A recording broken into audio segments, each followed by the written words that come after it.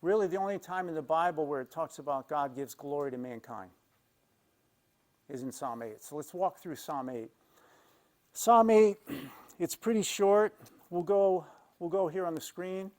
This is David speaking, and this is what a lot of Americans today struggle with. We'll be watching a video soon of Jim Carrey at the Golden Globe Awards where he basically says this first part. When I consider your heavens, the work of your fingers, the moon and the stars which you've ordained, what is man that you are mindful of him, and the son of man that you visit him? This is what a lot of people go through. They go, are you kidding? The universe is so big, it's so expansive. He really cares about me? I'm really that important to him? This is what David's saying.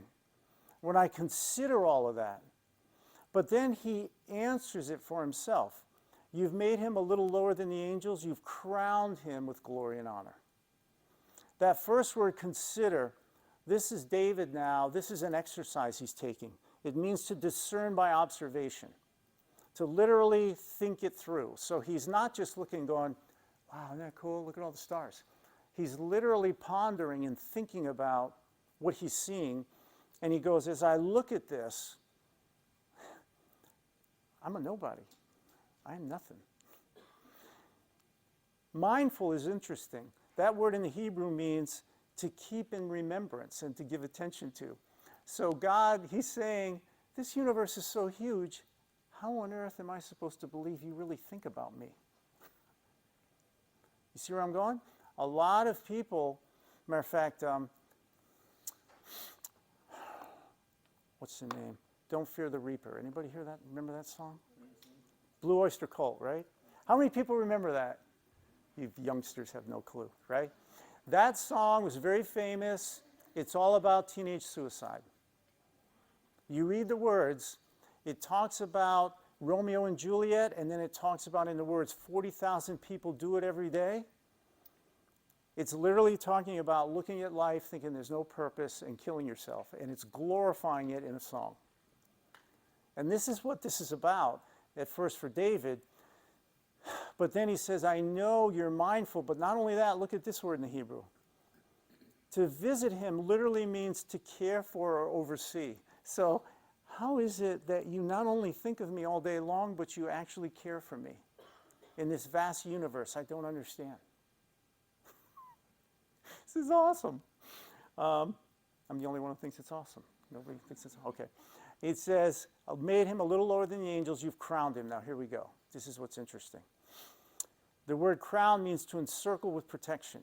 So he's literally saying he's put a hedge around you. In Psalm 139, when it talks about, O Lord, our Lord, it talks about this idea, you've searched me and known me. It says you've put a hedge around me, literally.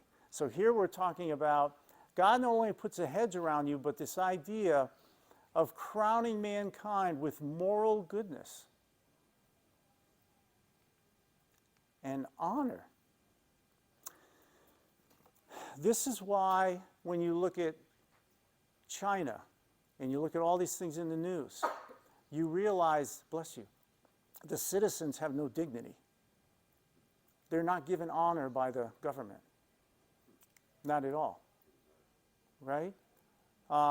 This whole idea of free will, there is no free will there.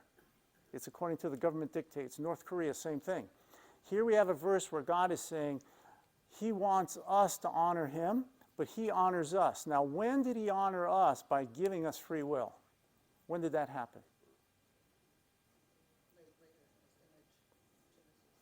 Yeah, in Genesis chapter 1 and then again in 2, it says, you know, I got all these creatures. I got rhinos and snakes and aardvarks and all this cool stuff. He goes, but there's one that I think I'll breathe into.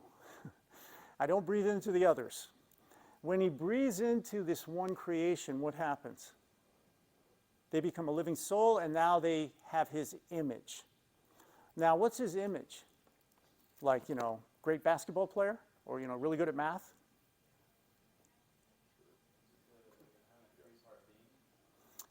When we think of what we have, see, this is where the lines get blurred so much in our culture. You watch a commercial, and it's got a dog in it, and they're playing this music in the background, and the dog is showing compassion and love, and the dog's showing friendship, and maybe the dog's even cooking something, I don't know, and you get all this stuff. And pretty soon you're believing an animal can do this. But an animal can't do that. I can turn on the Nature Channel, and I can watch a humpback whale with its babies going through the Bering Sea, and a group of killer whales that drive the mother away, drown the baby, and eat it. Is that murder? No. Why not? It's called the Nature Channel, right? Now, if a group of guys get together and say, there's a mother walking down the street with her child, you five divert her, take her away, and I'll grab the child, and we'll go take it and do whatever we want with it. Is that wrong? Why? Because of Psalm 8. God puts things in his Bible, when you study it, it's unbelievable. He's literally saying he's done something different with people. He's crowned people with glory and honor. And he cares for people. So a quick question on that. From a secular perspective, why is it wrong? Right, this whole idea of morality. Right, in this book 4, we're going to go through the moral argument. So what Taylor's saying, here's the moral argument, real simple. If objective moral values and duties do not exist, God does not exist. All right? So do we think we have a duty not to steal our neighbor's car? Do we think, all of us think that's wrong? Then God exists. All right, so we have premise 1. If objective moral values and duties don't exist, God doesn't exist. Premise 2. Objective moral values and duties do exist. What's the conclusion? God exists. I just finished I took all of it off the internet and put it into a document, 40-page document on a debate I had with a PhD student at Columbia for moral ethics, and him trying to demonstrate anti-realism, moral anti-realism, which means there is no morality. It's the dumbest thing. This is a PhD student. I'm watching him talk about it. Our culture, if we're pre-wired, there's no right or wrong. Animals that eat each other, it's just what they do. Your cat plays with a mouse, no big deal. You play with a child with a bayonet, something's wrong, right? We know these things. So Psalm 8 tells us that God gave us something different. But he goes further. You've made him to have dominion over the works of your hands. You put all things under his feet, all sheep and oxen, even the beasts of the field, the birds of the air, and the fish that pass through the paths of the sea. O Lord, our Lord, how excellent is your name in all the earth. Well, he's literally singling out his creation, people, to govern everything he's created. He's now given us responsibility and an obligation. This is what our founders knew when they wrote and made America so different. But the beautiful part is the last word. What that means in the Hebrew. It means character. You're going to see throughout the Bible over and over again God talking about why he's holy. He's holy in character, who he is as a person. The reason we have the 10 Commandments isn't because he wants us to follow rules. We have the 10 Commandments because that's the essence of who he is. That's him as a person. He doesn't lie. He doesn't steal. He doesn't do these things. The example I give people on this is if I'm with my buddy when I was a kid, when I was younger, and we live in the same neighborhood, and he goes, come on over to my house, we'll play over my house.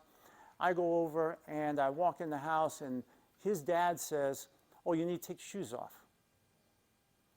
And I look at him and say, well, I don't have to take shoes off in my house, so I'm leaving my shoes on.